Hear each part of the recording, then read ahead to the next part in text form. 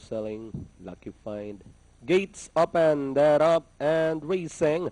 Lucky Find moving up is Formal entry to take the lead. Jen's Joy running in between runners. Then moving up, Exceptional Angel running by Darrell Bianca's Fantasy.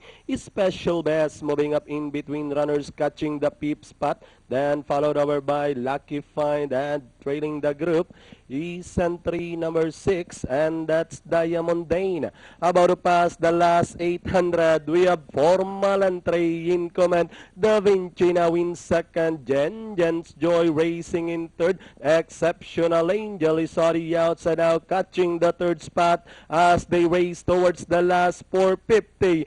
Formal entry, maintaining a 3 lengths lead. Da Vinci is in second. Exceptional Angel now moving up on the outside as they swing for home.